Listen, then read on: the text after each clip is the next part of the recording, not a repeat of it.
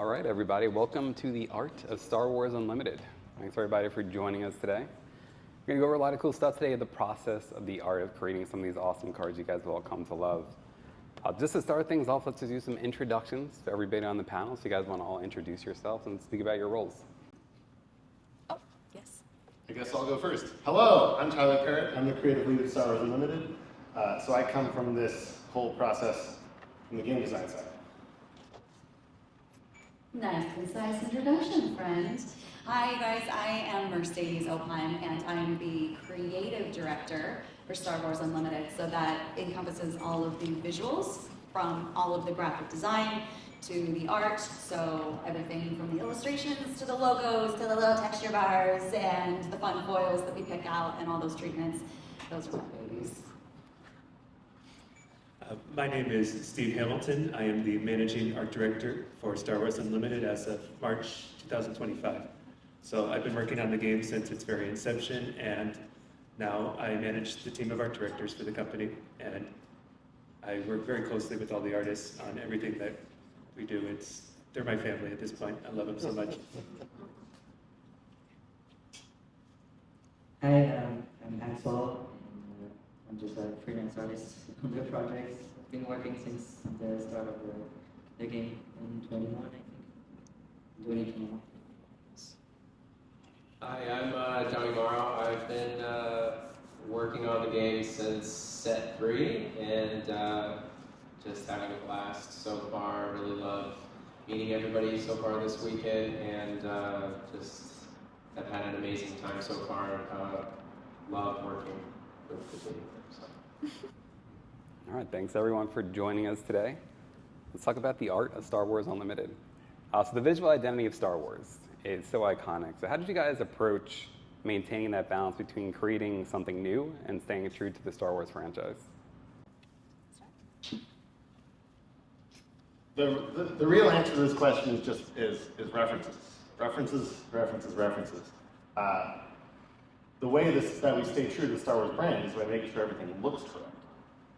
And for that, we have a million pictures of how it was in the Star Wars, and then we reinterpret it in our artistic style. So all of the things we're depicting are accurate, but then we can stylize them in a way that makes it unique for this game. And maybe Mercedes can speak to that. Yeah, also this one over here is being a little bit humble. For those of you who aren't aware, if there is such a title as basically a Star Wars expert, I should say, particularly when it comes to knowing where things are and knowing what everything is, this is the one. This is the one that we all come to ask our questions to, and yada yada. But as far as as the visual approach to this and maintaining that true brand, is that it already exists. Like, it's a world that already exists. We're not out there recreating something. We are. I had a really good word for this. I totally forgot what it was. We are synthesizing it, I suppose, in a way. One thing that we've worked very hard on in Unlimited is trying to create a very specific, unique art style that is not particularly common in other competing games. And that vision, we had an idea for what it was, and you can probably see it as each new release comes out, a little bit of an evolution, a little bit of a tightening up, and all of the people that are on this panel are contributors in that and helping us find that style. Because every now and then, one of these artists will hit us with something that we're like, oh dang, we really like that, we need to update that style guide. And between that and just using the brand itself as his North Star, it works itself out. Very cool. And talking about this artist, sorry, do you have something else? No. Okay, talking about the artist real quick for Axel and Johnny. So how did you guys first become involved with Star Wars Unlimited, and what does it mean you guys get to be involved in such a popular TCG like this? I'm so helpful.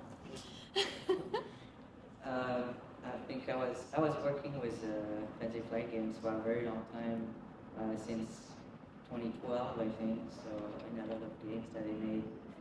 And so I was in touch with all the art directors, and one day Jeff came to me with like, hey, we have a new thing, and it's like a better pay and a simpler style. And I was like, hell yeah.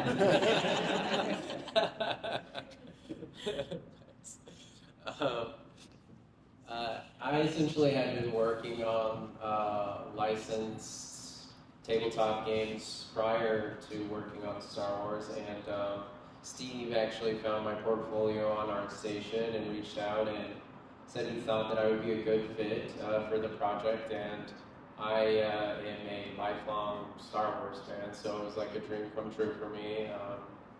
Yeah, I have so much fun working on the game. It means a lot. It means I have just an emotional connection with these characters, the worlds they come from, these moments. So yeah, it means a lot to me, and I put a lot into the work for sure with every piece that I do.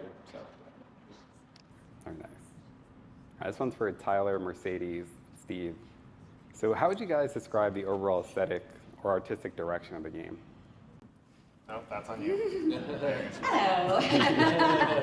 All right, so for those of you who aren't following our internal updates very closely, this game actually started, I was managing the graphic design team at Fantasy Flight Games. And so I managed the graphic design portion of the inception of Unlimited from the beginning. And alongside that, we had a managing art director, Tony Parrott, who really helped kind of solidify that vision with our, our studio lead and our creative director over the whole studio at that time, Brian Schomburg. And between those three, between the three of us, I should say, we cumulatively kind of built the foundation for what we've been working on. And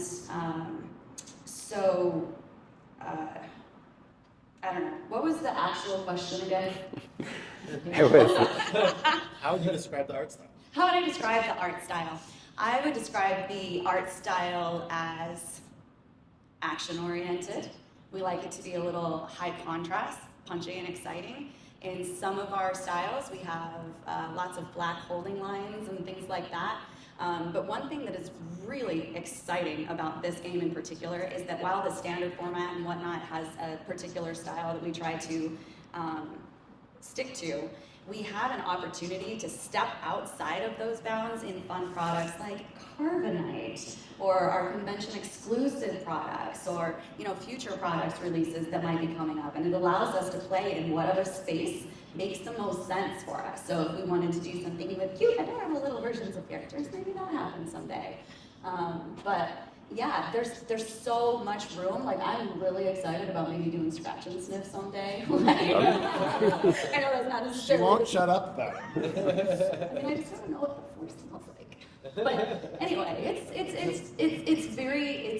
we have a style that we're leaning directly into, and I think that both of the artists here on the panel, both Axel and Johnny, are really good representations of that kind of strong work, and their portfolios on this game help contribute to that. Did you have anything you wanted to add to that? Oh, sure. I would want to echo what you said about Tony Bratt in particular. He worked tirelessly to lay the foundation for this game and give us the processes and systems that we needed to do something on this scale. We've never really done anything like this as a studio before. From there, we also had to basically build an artist pool in a visual style from scratch.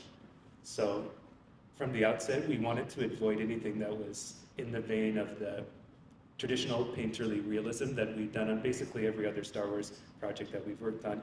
We wanted something new, we wanted to go in a new direction, and at the outset, we were still feeling out exactly what that looked like. It allowed us to embrace a range of different styles, and that has its pluses and its minuses, but the thing I love about it the most is when we're dealing with material like Star Wars, there's so many different versions of Darth Vader that we're going to be doing over the course of this game. Having the flexibility to do Darth Vader in an unlimited range of styles means we're never going to run out of exciting new cards for you guys. It's never going to be the same thing over and over again. It's always going to be fresh and vibrant and different. And also, as Mercedes was saying, we have opportunities to go even more out there. Like artists who never would have had the chance to work on anything related to Star Wars have that opportunity through Star Wars Unlimited. And there's so much about that I'd love to share with you guys. I can't yet, but we are constantly exploring fun and exciting new things. Awesome, and there's so much that goes into bringing a card from like concept to reality. So I just kind of like to hear from the beginning, what is that like to bring the process of creating a card from an idea to completion? Well, it starts with me. Actually, it starts with the game designers, but they're not here. So since they're not here, they don't get to talk. It starts with me. So the game designers come up with a set, a bunch of cards in a set. And they're like, we want these cards, we want them to do these things. What the cards will do will change dramatically over the next 3 months, but for the moment, this is what the cards do. And they come to me, and we together work out, well, okay, but what's the concept of this going to be, right? This is a 2-cost, 3/2 space unit. What could that be? Or this is a unit that triggers when your opponent's units are defeated. Okay, what character could that be? And we work together to figure out what the concept of each card is going to be, and that defines the art. So we have a preliminary title, and an idea of, well, if this needs to be a 1/4 force unit. There's nothing special about it, but it just needs to be a cheap force unit to make the force set work. And so we'll brainstorm, oh, well, it could be like a hermit, or it could be like a Jedi Padawan, or it could be like some kid who doesn't know that they have the force yet. And we'll figure out what all of those ideas are going to be for each card. And then we write a lot of art briefs.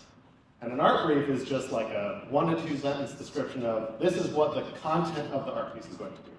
It needs to be a transition monk in this environment, or it's going to be HK-47 and he's shooting his blaster. Great. So then I compile all of the words in the art briefs, and then I give the words to the art directors, and the art directors do some magic, and then they come back and they say, look, I made a picture, and I say, that's magic. Anyway, thank you. Steve, why don't you tell us about how that magic gets started once you get the art brief? I'll speak a bit more in detail about this later, but we go to an assigning process where we decide, well, before the assigning, we groom them to make sure that the artists have all the reference that they're going to need. It's a tricky process to get everything right. Everything has to be exactly perfect. So we do the best that we can to supply the correct reference to the artist, make sure the briefs make sense for an illustrator to illustrate. Then we'll do the assigning process where we pair the art brief with the correct artist. I'll talk about that more in a bit. But from there, our team prepares contracts with the artists and sends them out. And each art director will work with a certain artist on the project. We mix it up sometimes, but usually art directors stick with the artist that they know the best. And at that point, it's completely in their hands. Get your mic again. It's the magic mic. So, and I've been working with the same art director since day one. For some reason, it's always Kate. It's because Kate's great. Yes. So yeah, so we get a little sentence about the brief and then all the references, and from there we'll make a rough sketch, usually in color, and then send it over and wait for feedback. And then from there, we usually have to show work in progress, and then go into a final part, and then get a lot of feedback. We give them a lot of feedback. From the final, so that's really fun. But yeah, the interesting part is that I used to always work from sketch to final directly on other fancy flight projects. So when we started to have to do a mid piece in the middle, I'm like, what do I show? The work in Like, progress. My Yeah.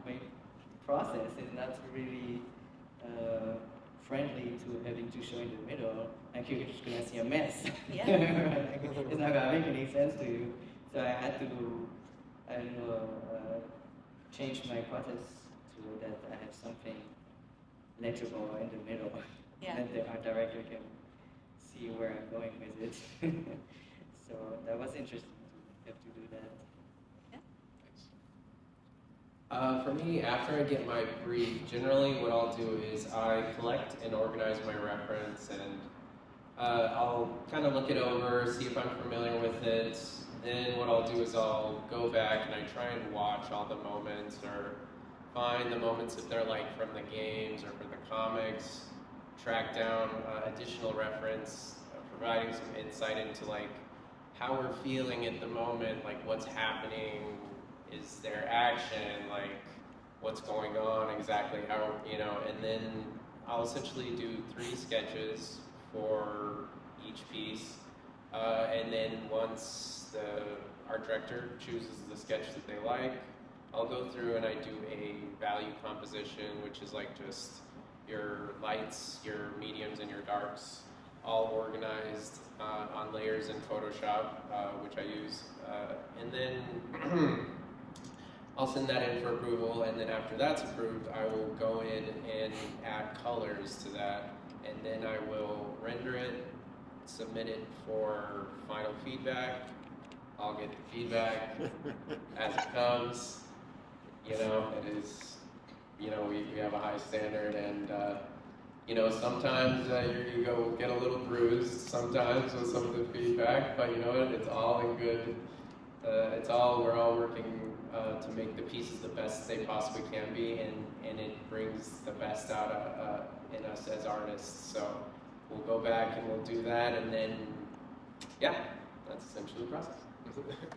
Yeah, very cool. We had some pieces up here too that were flipping through. I don't know if you guys took a look, but at Anakin Skywalker from Johnny Morrow, actually just looking like through some of these too, like looking like these original sketches too. It's really cool to just like see that overall process of things coming from completion that you had here to just like more towards the beginning. So it's just really interesting to see stuff like that. I love that part of the art stuff.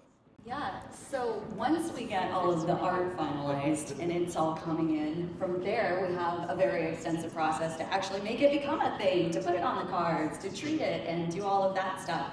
And so if design is the lead of the train, I would say graphic design is probably the caboose. And in the time that the art is being worked on, by that point the game designers have given the graphic design team the input that they need. If there's any sort of new abilities, any sorts of new icons that need to be created for various things, those will be working in development, and then graphic design will take all of the art, treat all of the art, put it into all of the card frames, make sure that it looks its best, and handle all of the production steps to make sure that once it actually is done on the factory floor and I'm there at press check going, yeah, that looks right, we are good to go. So it is a long and cumulative process that involves a lot of very talented people doing very intricate work. The thing that we don't think about, that Mercedes thinks about a lot, is that when you look at an art piece on a computer screen, it looks a certain way. But when you print it out with physical ink on paper, it actually often looks different. The color values are slightly different, the contrast values are slightly different, the detailing is slightly different because printers are less precise than a pixel monitor.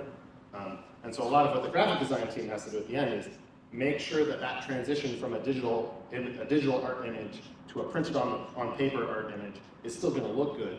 And in fact, sometimes what that means is when I'm looking at the final card on the screen, it looks really weird. And then I'm like, why does this look weird? And Mercedes is like, because when it gets printed, that weirdness will actually make it look correct. Yeah. And that's cool. I didn't know that. Yeah, it's like a weird sixth sense. It's something I've developed over time, for sure. But I think overall, I think Johnny made a point about like our high bar of excellence. And I think, to your point, optimizing as best we can in every scenario that we have to make sure that we are delivering an excellent product anywhere we possibly can. So, and what's really interesting about it is to sit up here on a panel. It sounds really funny to say, like, especially when you hear your own voice saying it through a microphone. But I want you guys to know that everybody that we work with really is as passionate as we say we are. Like, it actually makes me a little like misty-eyed thinking about that part of it, but like, we really, really love our jobs, and the reason that we love our jobs is because we think about all of you out here who are going to be looking at this card later and wanting to know how you guys are going to receive it, how it's going to strike you. One thing that's really fun about art, we were at a dinner last night talking about that. When you see a piece of art and you have like almost an emotional reaction to it, like you really feel it, like it feels significant, you get that little butterfly feeling in your tummy, like that I think is one of the most magical parts of what we get to do. And we get to do all of it because of all of you here in this room. So thank you very, very much for that. Very cool. Thanks for bringing us into that process. It definitely is a very long process that probably a lot of people don't realize. So it's really cool to hear that stuff. This question for Steve and the artist. Would love to hear like about, what's that relationship between the artists and art directors? What's that collaboration process like? I could speak for all the art directors on the team that we love our artists so much. They're like family to us at this point, especially artists that have been with this project since the very beginning, since the first set of the game. I believe we only have 10 artists from the first set of the game that are still with us at this point. That would be, among them would be Axel, Steven Zavala, Kyle Pechak, and Aitor, the rest of whom are still upstairs signing cards right now. But they're the people who have lasted so long on this project with us. They've been faithful, they've been improving set by set to bring their work closer to the ideal vision for Star Wars Unlimited and growing in so many amazing ways. And we've been a part of that process. When we get submissions from our top artists, and most of the artists in the pool, I would say, we get this vicarious joy of sorts. Like when I get Reno's submissions, when those come in, it's like Christmas at her office. Reno's sketches are here, oh, we gotta go see those.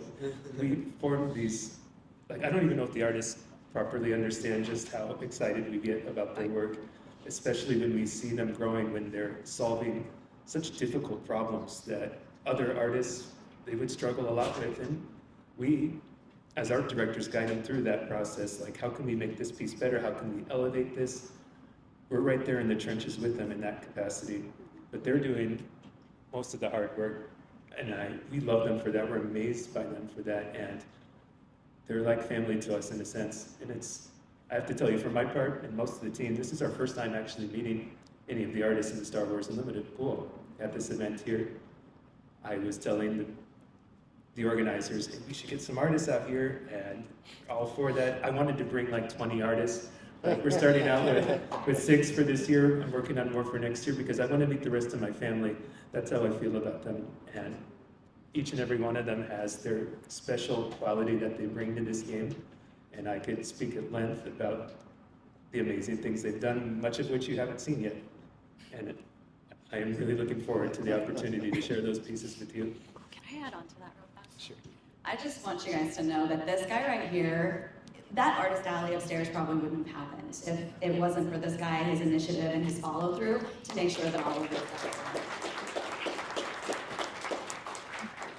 And yeah, the opportunity to actually be in the flesh with all of our art directors and some of our favorite talent has been one of the greatest joys of my career, and I just had to throw that out there. So he ain't lying.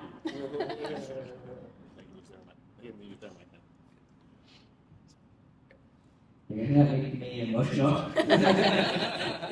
It works. Because just for years, it's just the emails. Like, we don't even call or anything like that. So I don't even know what they look like, what they sound like. It's just a name at the end of an email and just, the usual stuff. So, and just working on art is a very lonely type of work. It's just at home every day. It's like, I don't even know what day it is. It's true. It's just making art only.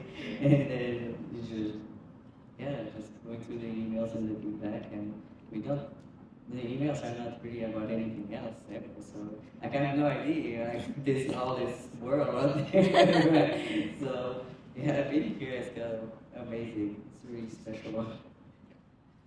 Yeah, I'll have to echo that. Same thing for me. Like, I do so much work and put a lot into my work and focus a lot on just creating the work. And it's the same thing for me too. It's like an email. You're communicating with somebody that you've never seen or met before on the other side of an email, and then finally coming here, getting to meet the whole team. It's been incredible. Like, over the course of the weekend, I learned that these are all amazing people. I just feel so lucky to be on the team, and they're all incredible artists too. And I don't know if you guys knew that, but they are all amazing artists as well. And it's so cool to just have them look over our work and help the work get better and help us get better. And it just feels like such an amazing energy going on, and I just want to keep it going, I guess.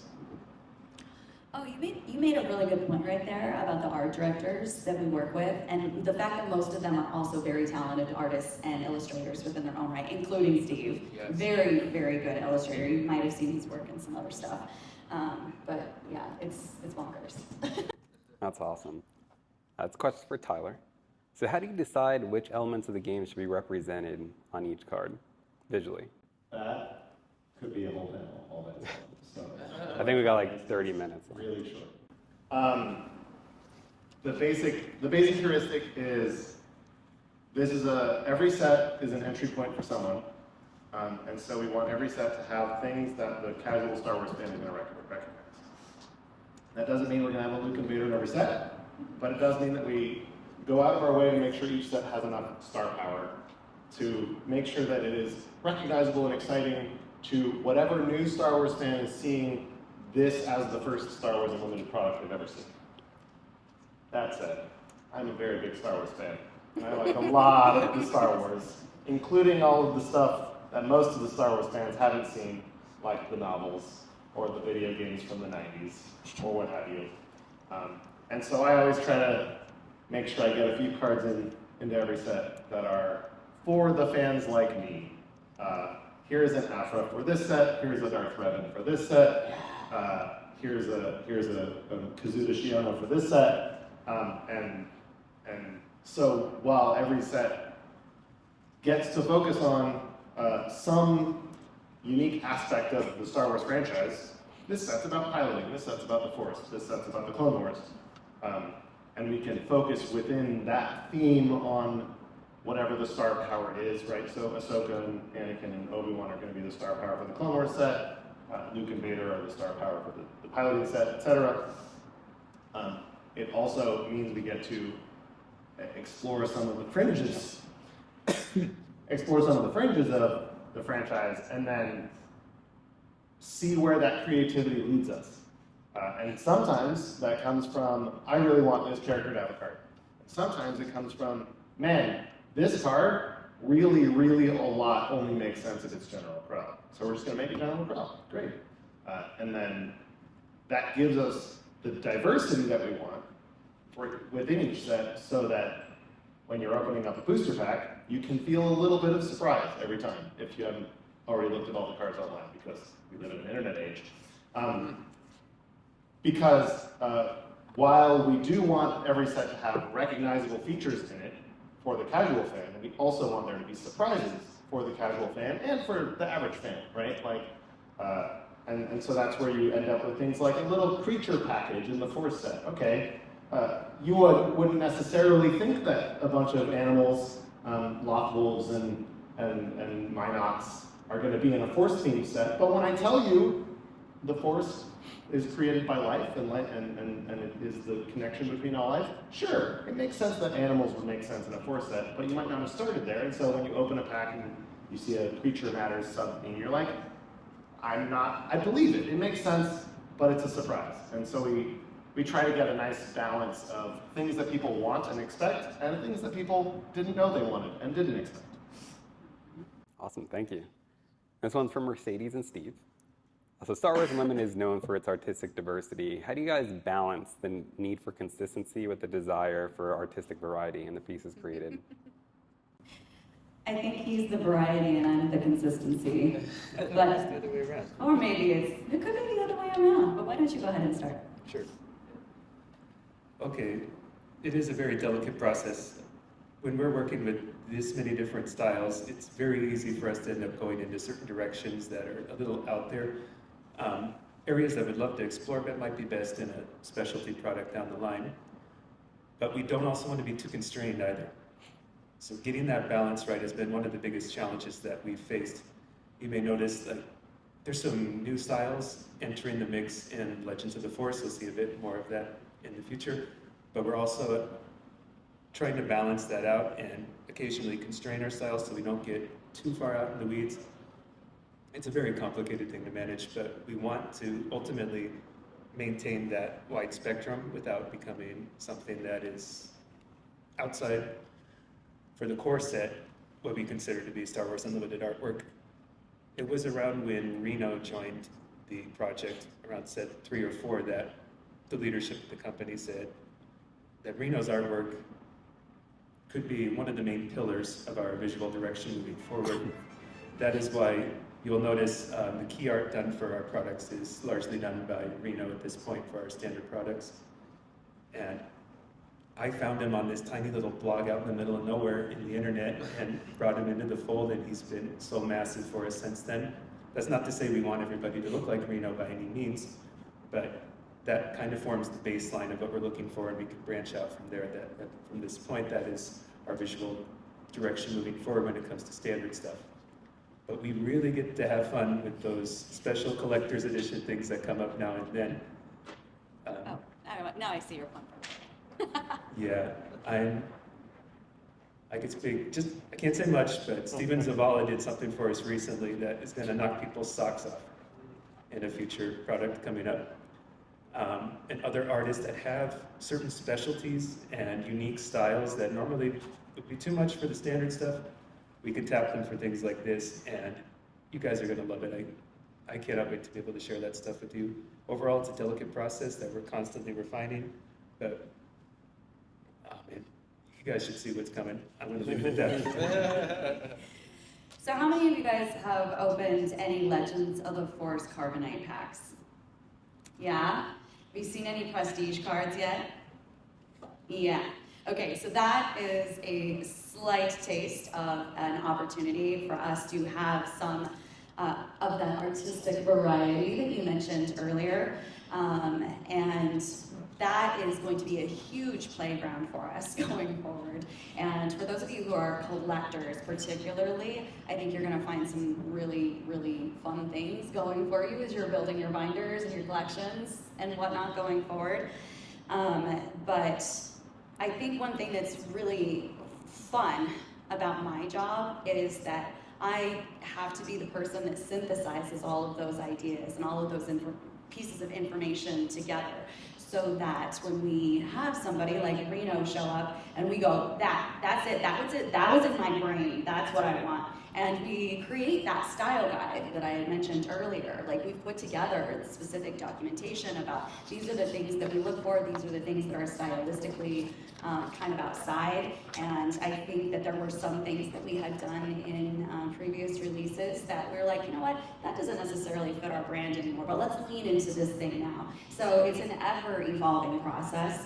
And I think that as the game continues to grow and we get more product types and things like that, there's going to be huge, huge spaces for us to get out there and play and enjoy all of that stuff. But when we find a lane that is what we want for the product that we want, that's where we lock in, that's where we keep that consistency, and we just try to be vigilant about staying true to kind of our North Star and what that is.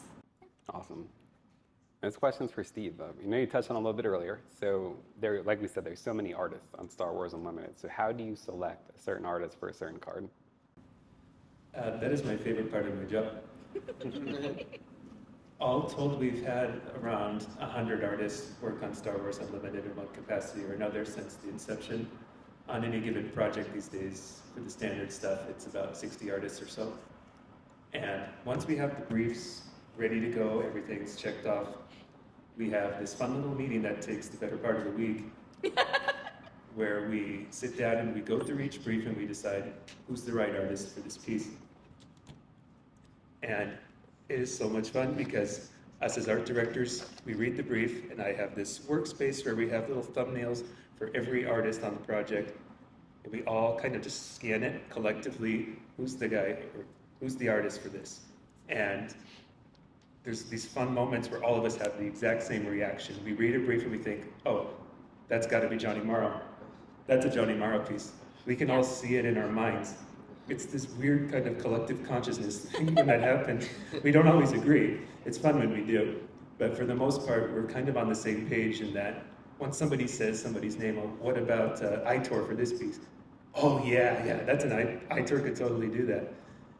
We try to play to the strengths of any given artist based on what they've done for us in the past, what's worked well and what hasn't worked well. If somebody has issues with a certain subject matter, we might try to not push them in that direction, or if we see them strong in something else, we want to push forward with that.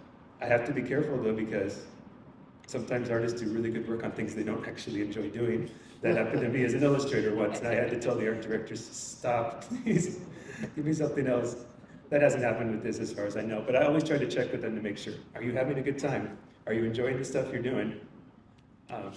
We have one new artist, relatively new, EJ de la Cruz. He's started with set 3 or 4, and he's been doing some amazing, detailed, epic work for us, like really knocking the ball out of the park.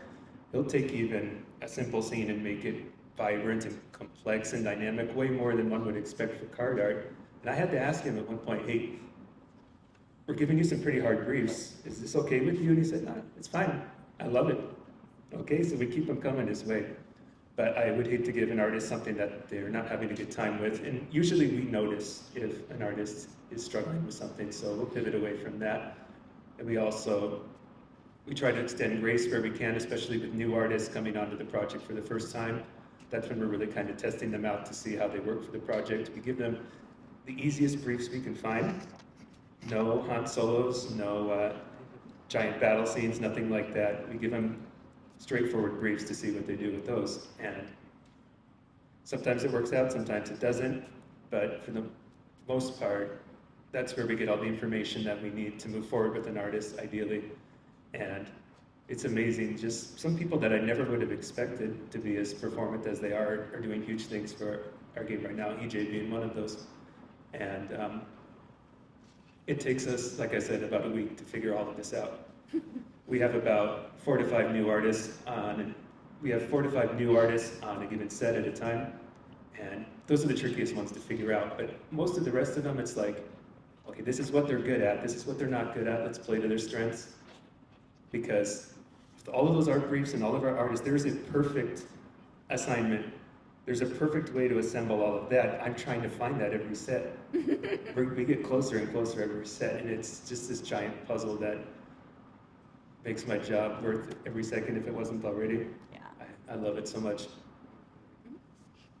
Yeah, so to piggyback on that, this giant puzzle, that Steve and the rest of the art directors are constantly solving, it is very, very true that you have artists who have very specific strengths and niches and stuff, and figuring out what that placement is very interesting, but also maintaining the kind of talent that we need in a specific area. Like if we need more vehicle artists or whatever, like each set we kind of go through and we do almost like a deep investigation about what worked well and what didn't work well in that particular set. And it allows our pool to be continually evolving, which is very, very interesting. And Steve has done a really great job figuring out how to make that actual trackable data instead of just like gut feelings about stuff at the end. And the other thing that I wanted to add is I really appreciate the fact that we have such strong relationship with our art talent, because we can say, okay, this is your specialty, but you want to kind of step outside of your comfort zone and try to draw this Ewok for me? How does that strike you? And sometimes it might be kind of like even scary for the artist, but then they try it and they just land the plane, and we find out that there's more utility and more opportunities for that artist to appear in other areas of our workflow, and it's really exciting seeing it all come together. Steve does a great job. This one's for everybody. So what's been one of the most challenging pieces to create for Star Wars Unlimited?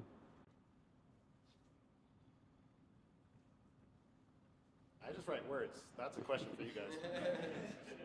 I would say for me, from a technical aspect, it's getting particularly on a technical level, carbonite is something that, because we're making that up as we go along, like that is just sort of, ooh, let's try this thing. That is ideas in action. And I think that coming up with a concept that is very different than like what is in standard. There's different levels of tiers in each one of those prestige cards, right? And so there's technical challenges to make each one of them work. And in order to get that technical challenge part of it to be done, we have to start with the art and the way that the art brief is written, and the way that we approach the artist and the talent that we pick up for that, because that is where we start picking up different visual styles than what is our standard. So we have to go out and we have to find artists who can achieve this any particular look that we want. And then we have to make sure that when that comes in, it's going to integrate seamlessly with the work of the graphic designer is creating in tandem while the artist is working, and then at the very end match those things together with all of the text boxes and colors and transition foils, and where we decide to block out the shiny foil with a white mask so stuff comes through or doesn't come through, or there's more ink or less ink, and pushing those all together. And in each one of those different styles that we are doing as we move on has been a new challenge every single time, and it's kind of baller. That's the toy box we get to play. Yes. There's a general challenge that we face with Star Wars is getting likenesses right on all of these iconic characters. The expectations are very high, and there are some very difficult likenesses to correctly capture. So we try to make sure that those sort of briefs end up in the hands of the best artists possible, especially if it's a piece where there's a lot of emotion being conveyed, because the likeness of a character will change dramatically. And finding reference for those things is sometimes surprisingly difficult. If you have a scene where there's like 4 or 5 iconic characters all emoting in some way, that's next to impossible from a technical standpoint. I have to give that to somebody like Reno. Even Reno can struggle with some of those major likenesses at times, especially if there's multiple in one scene. Those would fall into the category of the most difficult standard art cards. But in respect to a single piece, if you guys have seen the intro battle off cover, lots of iconic characters there. And from a technical standpoint, that was a monumental task for any artist. We put that in the hands of Ivan Dedov, who is a Russian artist who did the Darth Vader Spark of Rebellion card that has been kind of an iconic card for the game, as well as the Thrawn card in set 1. He is frustratingly unavailable at times, but when we do get him, he knocks it out of the park. And I'm happy to say that you're going to see more of Ivan Dedov coming down the line very soon.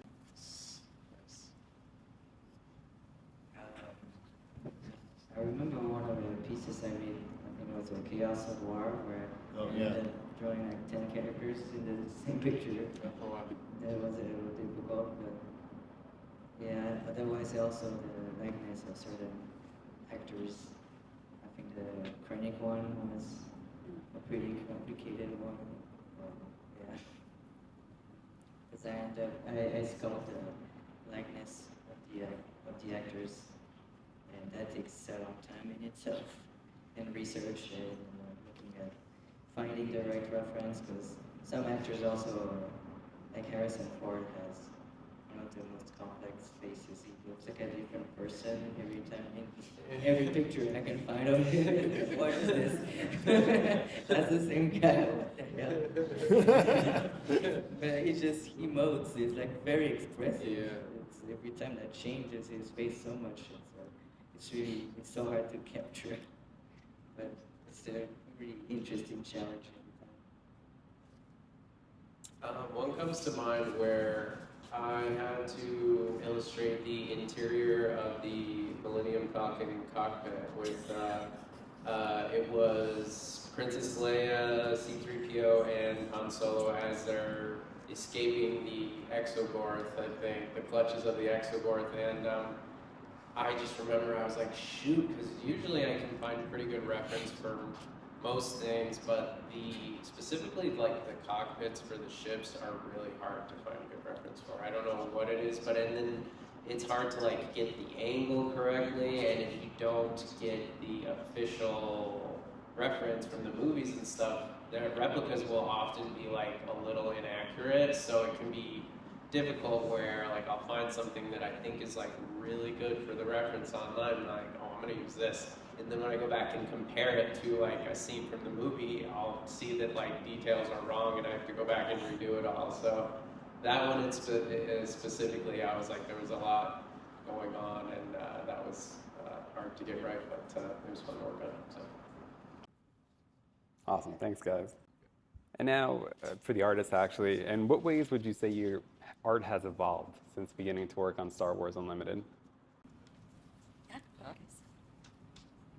What was the question? How has your art evolved since working on the project? Oh, so yeah, so when Jeff asked me to work on this project, it was a completely different style than what I did before, and so I had to create a new style for myself because that fit into the aesthetic they were looking for. So the first few pieces that I made were each a new experiment because it was like, do I do the line? Do I not do it? Do I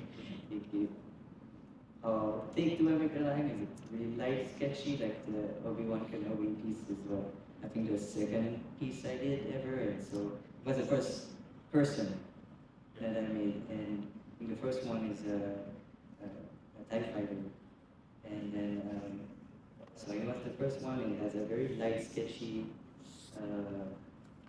line art, and then the color, and then they were telling me not to use like the painterly style, so no gradients or things like that. So at some point I was okay, I'm not doing gradients, but then they came back later, so it just evolved a lot, and then we switched to a point where we're like, okay, let's make it more refined from this point on.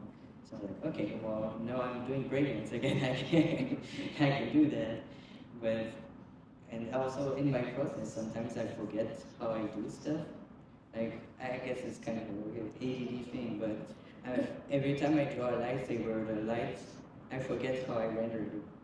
Even though I did it last week, but I forgot this week how I do everything. So I'm just gonna, oh right, I was doing it like that. Okay, figure it out again. But it's weird, and I look back to my old pieces a lot to remember how I did stuff. Like all my favorite pieces, like the Wedge and Panelist was my favorite for a long time, and then I did the Jane Erso, and it was like a new milestone where I was looking back to that one again. And then I'm starting to explore a little bit new ways since we changed the level of details. I'm like, okay, no, I really like the Krennic one. I want to do more like that one. that's my new favorite. So yeah, just kind of a journey, just ongoing. That's the truth, right? It's just like you're consistently evolving, and it's cool to be a part of an art team that it has like a North Star essentially, but then there does seem like there is room to like, you know, because when I started, I'm kind of more of a shape-based artist where I spent a long time developing a style where it's like based on simplicity and like trying to convey things in a graphic in the most simple way I can possibly communicate with things being identifiable as what they are, and just trying to push simplicity as far as possible. And that's what I came in with as my style. And the art directing team was kind enough to let me work in that style for a little while until we started to kind of like try and bring in the line work aspect and more like a rendered quality to the characters and the backgrounds, and so that pushed me to improve my own skills and to look at what my blind spots were in the process that I was using. So I feel like I've grown a lot, and anytime I get kind of a curveball assignment, like anything that I am not expert at, I will do my best to learn as much as I possibly can to you know, bring the project where it needs to go. So I've grown a lot, and I continue to grow, and I'm just excited for people to see what we've been working on, because I feel like it's just going to keep evolving, keep growing, and it's exciting. So. Yeah, I mean, they say practice makes perfect, right? So the more we do it, the better we're getting. We're putting in the reps out here. That's right. I'm a hijack real quick. Has the way that your art style has changed and grown because of this game bled out into the art that you do for other things, personal projects or whatever? Yeah, actually, when I did have a little free time not too long ago, I had just gone and seen Nosferatu, which I loved so much, and the first time I took my process from Star Wars into my personal work, and I was just like, had so much fun with it, because it was almost like the stylized work I was doing was like a blanket, or like a comfort zone, almost to a detriment. And then being like pushed out of my comfort zone presented with challenges to grow and like to do new things, bringing that back into the personal style was just awesome. It was really fun. So. Awesome. I know we're running against the clock here. We just want to make sure we get a couple other ones in and then show something cool at the end. So, Steve, how do you go about finding talent to work on Star Wars Unlimited? That's another part of my job I enjoy a great deal. I don't get to do it as much now that I'm managing art director, but Kate Swazi in particular has dedicated herself quite a bit in the past few months to being the one who's out there searching for artists as much as time permits. When we started this project, it was a major pressing need. We need to get people involved, people that are appropriate for what we're doing, and we need to find them fast. That will typically involve us going to websites like ArtStation or Instagram. And thankfully, with the range of styles we work in, it's a lot easier to think of, okay, we can find a place for this person, when otherwise it would be much more of a challenge. We also receive portfolio submissions. I'll share a link at the end if anyone is interested in that. I have to say, it's a bit competitive at this point. It's not easy to get into the pool, but I'll touch more on that later. But that was also a joyful experience, I think, for our team when we find somebody that nobody else was looking at, nobody else cared about, but they had something special. A diamond in the rough, exactly, yeah. That's how I think of Reno. Like I said before, he just had this tiny little blog, not very much traffic at all. I couldn't find anything else for him online. He just had no presence. But I started scrolling through his work there, and I'm like, dang, this could be it. This could be the one. And thus far, he has never failed to deliver for us. But there's been other artists as well. In fact, I've got a couple of spoiler pieces for you later from set 6, if anyone's interested in that. Nothing huge, but No, just no to one's give you a interested. taste. If you guys can put them want. away. Oh, okay, fine. But two particular artists, one I mentioned already, EJ de la Cruz and Gabriel Gomez Almenzar, if you're familiar with their work. Their portfolios were very unassuming. We were scouring ArtStation, maybe this guy, just building this big list, and then we would sit down and we would talk about it. We looked over both their portfolios, and it was like, okay, there might be something here. We're not sure though. There's nothing quite like what we're doing. We want to give them a shot. And I have to comment that sometimes we do give people a shot and it does not work out, unfortunately, but there are people like them who, they turned around and they gave us something we were not expecting. We saw glimpses of it in their portfolio, but when they turned in their first finals, it was like, why isn't this not in your portfolio? Why aren't you sharing this with the world? You guys are geniuses. And they check in now and then, hey, can I post my Star Wars Unlimited art? No, yes, please get it out there. People deserve to know what you're doing for this game. But that scouting process is a lot of fun in and of itself. Thankfully, now that we've kind of snowballed a bit, we don't have to do it as much as we used to in those first sets. But we still always keep an eye out on ArtStation, on Instagram, on our socials to see, who's this guy? And sometimes even artists will refer people to us, some of their colleagues, and we found some excellent talent that way as well. And that's an excellent way to get your foot in the door if you're interested in this sort of thing. A lot of it comes down to knowing the right people. There might be somebody that, I don't know about that guy, but Johnny vouches for him, so okay, let's give it a shot. And 9 times out of 10, that works out pretty well, I have to say. Awesome. This one's also for Tyler, Mercedes, and Steve. So after working hard on those art briefs, what's it like seeing that art come to life from the words you put together? Okay, cover your ears.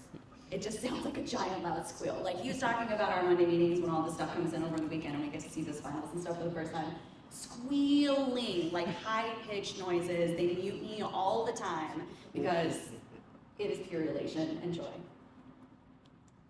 It's one of my literal favorite parts of my job. And especially because of how long it takes, right?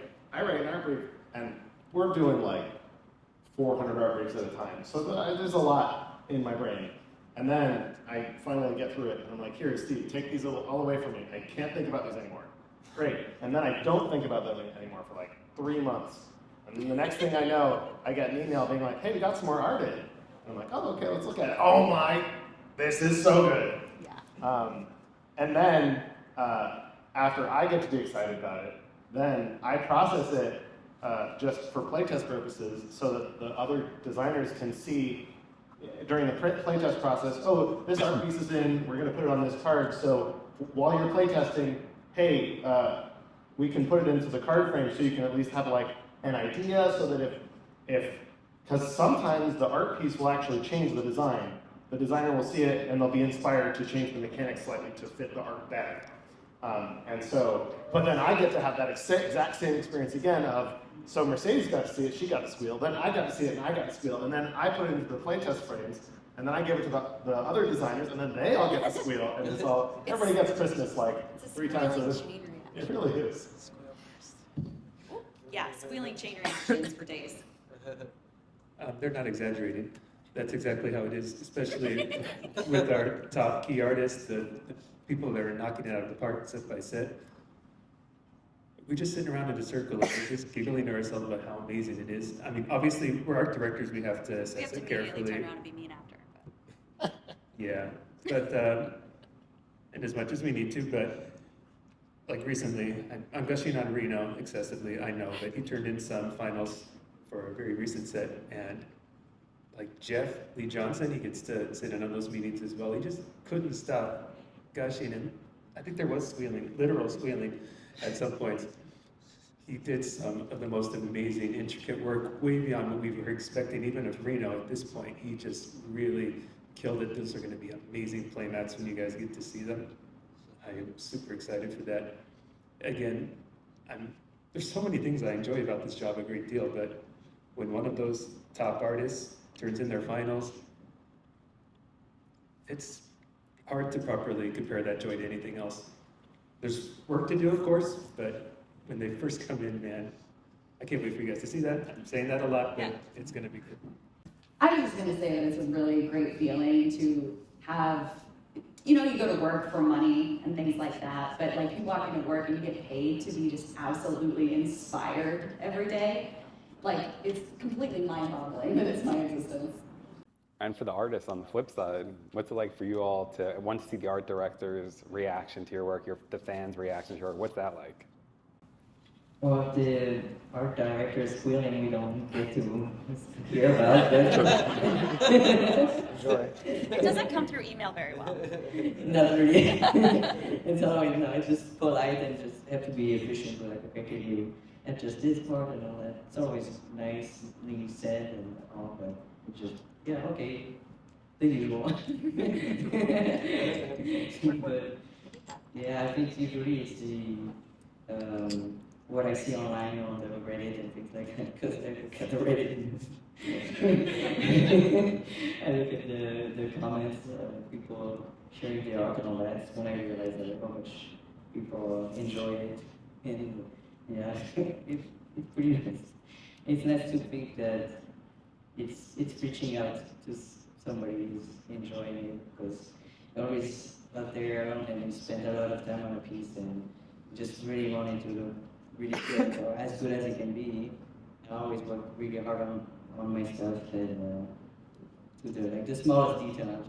I'll finish it and then I'll leave it alone, and then I'll look at it again the next day or in an hour and say, oh, to change this. They are gonna ask me to change that.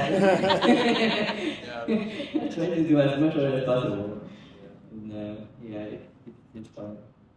I wish I could be a fly on the wall. We're gonna have to record one for you one day. I was gonna say. We'll record one of those meetings, one of those calls. Can we get a squeal? I mean, come on. Love it. Okay, great. I just needed a point of reference for when I get positive feedback via email. So I can You can just imagine me I'll squealing in the imagine it. background. Yes, thank you so much. You're welcome. No, it's always a really good feeling when you turn in your pieces to the art directing team and everybody's happy. And I'm not going to.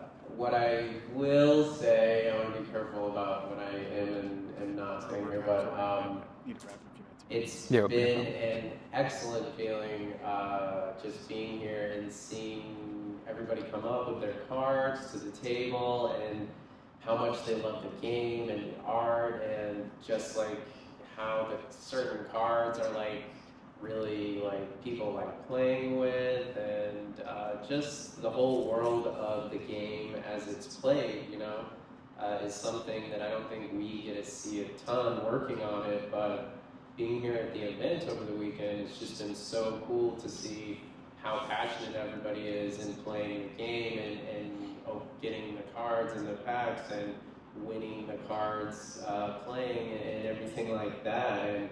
And the creative team does such an amazing job with like how the cards are actually like made, and the prestige cards and all the foil and all of that stuff is so cool. So I've been seeing it for the first time over the weekend, and I've just been blown away by the quality and by all of it.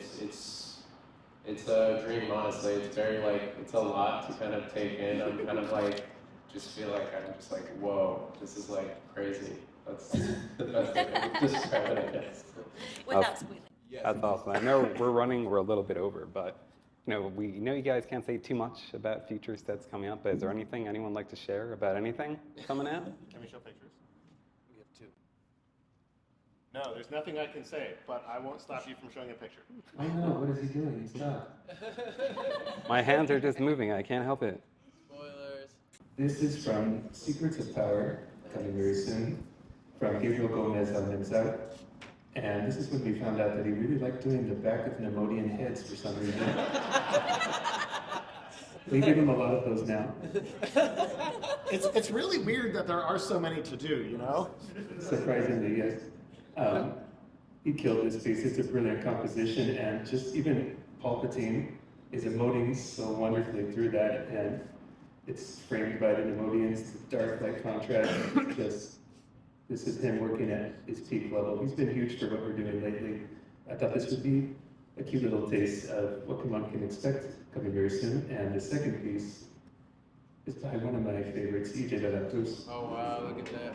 He goes above and beyond in so many ways. You can give him even a simple brief. We gave him a helmet once, and it was the most detailed, beautiful helmet I've ever seen in my life. But whenever we get that brief that has lots going on, other artists would choke at that. They would freak out when they see a brief like that and think, oh, this is going to take ages. EJ dives into it. He enjoys every step of it, as far as we can tell. He never stops, never slows down, and he has a very, very special place in my heart on the pool. I wrote this art brief. And I was like, there's going to be like 6 ships. And then there were a lot more than 6 ships. Yeah, all different angles. Like as an artist, you have to draw a single X-wing, like from all of the different perspectives. I mean, perspective is one of the most challenging technical parts of, putting together a piece like this, and the fact that we have so many different. There's so many different ships. We expected 6 and got a lot more, and that's the thing is when people get passionate, you get the best out of them. It's awesome. Speaking of other things that one can expect to see that we can't tell you too much about at this stage, I do want to say one thing about the Set 6 Prestige, which is coming soon. I can't wait for you guys to see that, because even though we're working on art for Set 10 of the game at this point, my favorite pieces of art are in Set 6 Carbonite still, because they're so stinking good. Johnny has 2 of those pieces. And I see that grin. He knows what I'm talking about. I want those printed on banners to cover walls next year, because they're so gorgeous. What he did will blow people's minds. I have to get multiple copies of those cards. And it's so frustrating not being able to explain, but you'll see soon enough. One other note I'd like to make that I think is important to touch upon, in terms of what you can expect from Star Wars Unlimited art moving forward. You guys have all seen the Galactic Championship pricing cards, yes? Those cards were made relatively recently. Just so you know, that is the benchmark of where things are at, basically at this point in respect to our expectations from our artist pool. Our pipeline is such that our standard stuff is a 1.5 years or 2 years behind when it gets released, but we needed those cards done fast. So that's what we're doing now. That's what you can look forward to seeing moving forward for this game. And even better, we have very high expectations for the art for this game. Stuff that some people might even consider unreasonable, but we're shooting for it. We want this to be the best, most beautiful game in the TCG space. We want people to refer to it as the game with the most awesome art. It's a process, and we're working there step by step. Every single set is going to be better than the one before it. I can promise you that. I'm so excited. Can't say more than that, but there's a lot to look forward to there. Man, you guys are doing an awesome job. And then Steve, you just want to showcase if anyone wants to submit. Oh, sure. If you are an artist and you're interested in learning more about what it would take to become a part of the Star Wars Unlimited artist pool, this is an email where you can submit your portfolio. I cannot guarantee that we will get back to you because we are extremely busy, but if we see something that is viable there, we will reach out to you.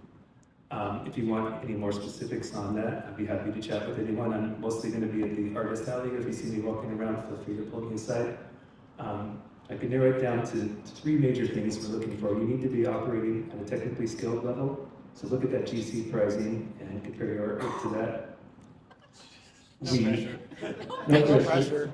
But we also have a very pressing need for likeness talent all the time because we have so many likenesses. If you are an artist that has a strong capacity for that, if you can capture the essence of a character, we're all about that. We want to see that. We would love to talk to you.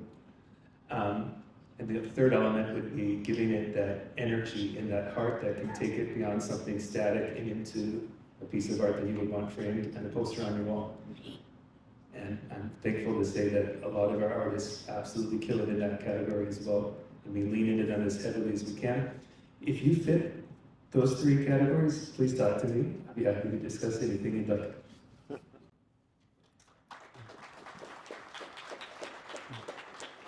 Awesome. Thanks, everybody, for coming out today. One last round of applause for our panelists.